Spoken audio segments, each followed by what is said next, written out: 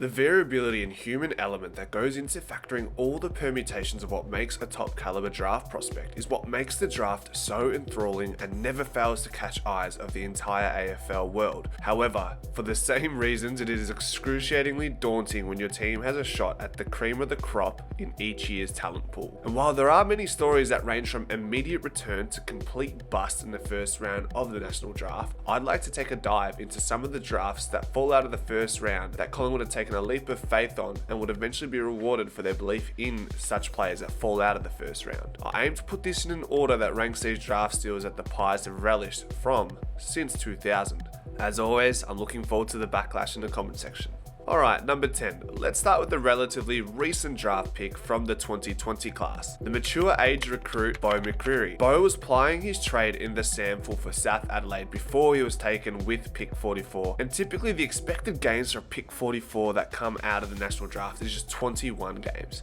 Beau has already eclipsed that and currently stands at 70 capped games for the Pies. What we know and love about Beau is his relentless pressure that he's able to apply for 4 quarters on a weekly basis. He's an absolute freight train standing at 6'1", a self-proclaimed 150 club when it comes to the bench press, and it's fair to say he's a tank on and off the field. Outside of footy, he's actually known for his laid-back, no-fuss nature, which is ironic considering when he's on the park, his effort points to everything that would indicate he's a total footy head. Beau recently set a new personal tackling record in the game against Western Bulldogs in round 12 of 2024, collecting 14 tackles and recording the second highest rated pressure game in the 2024 season thus far. Beau's best game for the club on an individual level would have to be the round 1 clash in 2023 against the then reigning premiers Geelong.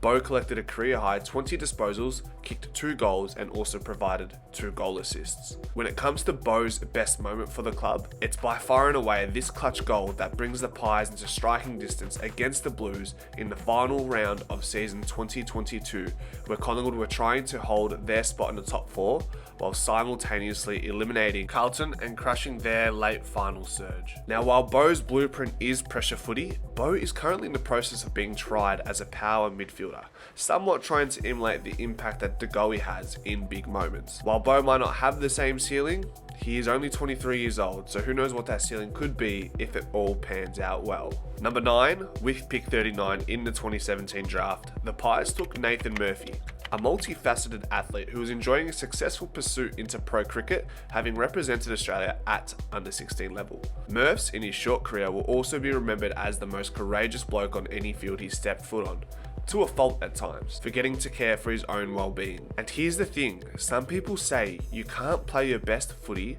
unless you are surrendering yourself entirely to each moment in the game, even if it does mean you are jeopardizing your health. It is a conflicting topic that continues to plague the AFL today. Murph managed to string 57 games and was able to leave the game with the premiership medal in hand. Ironically, his final game was the grand final, where he would be concussed for the last time on the footy field. Murph's had his best game against the Blues in 2022, which was the earlier fixture in round 11. 14 disposals and a career high 7 intercept marks. Murph, the ultimate team player. Miss you, mate. Number 8. In the 2013 draft, the Pies selected Tom Langdon with pick 65 from the Sandy Dragons. Langdon was thrusted into the AFL scene from round 1 in 2014, wasting no time.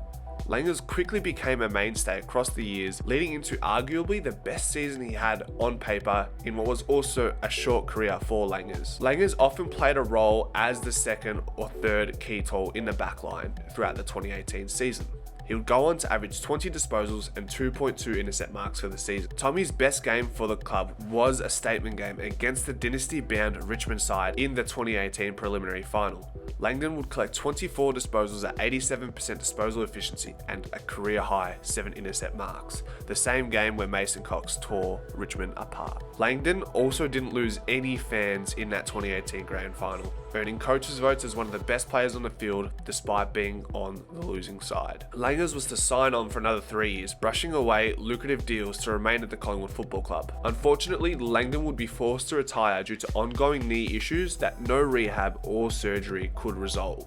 Another draft steal in the modern era that Collingwood will never be able to fully reap the benefits for. Imagine Darcy Moore Tom Langdon and Nathan Murphy as your tall three in the backline in 2024. Number 7, Tyson Goldsack, pick 63 in the 2006 draft. Another blue-collar type of player who always wore his heart on his sleeve for his beloved Magpies. Most will remember his remarkable comeback story in 2018 where he ruptured his ACL in the final preseason match leading into the 2018 season. Goldsack managed to somehow muster up the courage and determination to overcome the typical 9 to 12 month timeline that an ACL rupture typically assigns to you in just 6 months. His first game back, just a mere qualifying final in one of the most hostile crowds in Perth against the Eagles with their two twin towers in Jack Darling and Josh Kennedy. Now Goldie fought hard all final series long, but unfortunately couldn't keep Josh Kennedy down in the grand final, losing by less than a goal in the end. Unfortunately, the 2018 grand final would also be the last AFL game Goldsack would ever play. 165 games from 2006 to 2018 is 154 games more than the expected 11 games that a pick 63 in the national draft typically racks up. One of Goldie's best games for the Pies was in 2015 against Essendon on Anzac Day. Goldie had 11 disposals and 5 intercept marks, all contested. A mammoth defensive effort to steer the Pies to a 20-point win. And now, number 6. Remember that famous 2014 draft where we took Darcy Moore and JDG in the top 10? Well, we also managed to hit in the second round of the draft, picking up Braden May at pick 30. Bruzzy has been a lock in the Pies' back 6 ever since he made his debut in 2015. Another player who was an absolute pest on the field with a mild case of white line fever. Bruzzy's best season thus far was his 2022 year where he was selected in the All-Australian squad for the first time in his career. He was top 5 in defensive one-on-one wins percentage-wise for players who had 2 or more defensive one-on-ones per game that year. Bruzzy's best game on an individual note in his career would be his Queen's birthday game against the D's in 2021. One of the few highlights in an otherwise miserable year for the Pies. Bruzzy had 32 disposals, with 26 of them being kicks, and 4 intercept marks, with 2 of them being contested. And as for Bruzzy's best achievement on a holistic level, well, that one isn't too hard. Number 5. Here's a father-son product you may or may have not heard about, who was taken at pick 57 in the 2016 draft. Any guesses?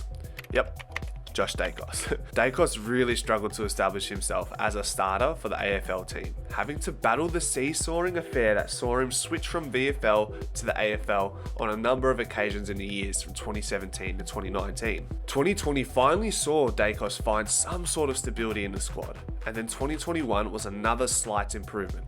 However, it was almost as if Josh Dacos' apex to his evolution wasn't possible until the final piece was pieced together in 2022, and that piece was adding his brother Nick Dacos to the equation.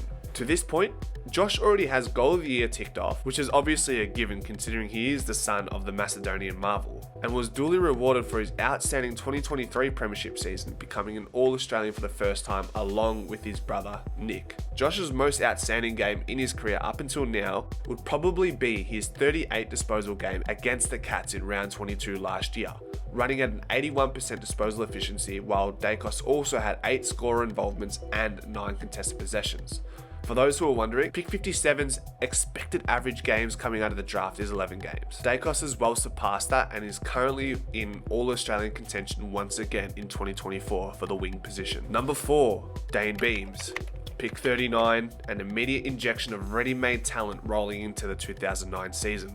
The year after, as we know it, is the second youngest team to ever win a premiership, and the meteoric rise in players like Beams were part of the reason the Pies achieved that inconceivable feat. Dane's highest rated game for Collingwood was the round 17 clash in 2012 against the Hawks, who are admittedly our bogey team, particularly in that 2012 year where we didn't win a single game against them. Beams was in that losing side, collecting 34 disposals, 14 contested possessions, and kicked 4 goals. Beams spent 5 years at the Pies before moving back to his home state, Queensland. Do you agree with this ranking being number 4 in the top 10? Let me know. Number 3, one of the inaugural members of the infamous Rat Pack, Heater. Taken at pick 48 as a father's son in the early 2000s, Heater played 325 games, with 173 of them being for the Pies, an All-Australian in 2015 and 2016, and of course the flag in 2010. Heater's greatest single moment in his career? Look, you may not recall, but if you aren't a Collingwood fan, there was a time where Heath Shaw snuck up on Nick Rewalt like a librarian in the grand final replay that happened in 2010. I mean, how could you possibly go past that one? Especially tied in with that commentary. Shaw's best game for the club was back in 2014 against the Dogs, where he collected 22 disposals and a career high 9 intercept marks. The Pies ended up winning that game by 5 goals, give or take, and Heater was handed the full allotment of the 10 coaches' votes. Moving into number 2, well, another father-son product that the Pies were able to get the absolute most out of, and that is Mr. Travis Cloke, taken at pick 39 under the father-son rule. Big Trav, the best contested mark in the business during the peak of his powers. 256 games, with 246 of them being for the Pies before he left to go to the Doggies. An All-Australian in 2011, 2013, a Copeland Trophy in 2007, and the flag in 2010. Trav's biggest game goes back to 2012 against the Bombers in the final round that required a win to secure top 4. Travis collected 20 touches and a career-high 7 contested marks while kicking 5 goals, 4 behinds. Now let's not talk about his perpetual troubles in front of goal and save that for another day. And now it's time for the moment you guys have all been waiting for, number 1, and does it really come to as any surprise to you guys? Arguably the most talented of the lot that were a part of the Rat Pack, Dane Swan. It's a travesty that this man went at pick 58 in the 2001 draft when we look back at Dane Swan's career as a whole. However, it must be said, it wasn't all sunshines and rainbows for Swanee throughout the infancy of his career. Swanee wasn't a frequent feature in the team until his 5th year in the system in 2005. Without collecting a single Brownlow vote from 2002 to 2005, all the way to collecting 11 in 2006, and from there, obviously, the rest is history, really. Swanee did all for the Pies. He found the goals, he found the ball, and he could certainly find a beer, that's for sure. What was Swanee's best game in the black and white? Well, as far as the occasion and the backlash in this circumstance is concerned, it would have to be Anzac Day going back to 2012, where Swanee had 44 and 3, deemed to be too fat to play at a high level in AFL during that time. How'd that work out for the pundits? Guys, as always, thank you so much for sticking around and watching the top 10. What are your thoughts? Did I miss anyone? Is someone ranked too high? Is someone ranked too low? And if you guys are still here to the end, please consider subscribing. Thank you. Go Pies.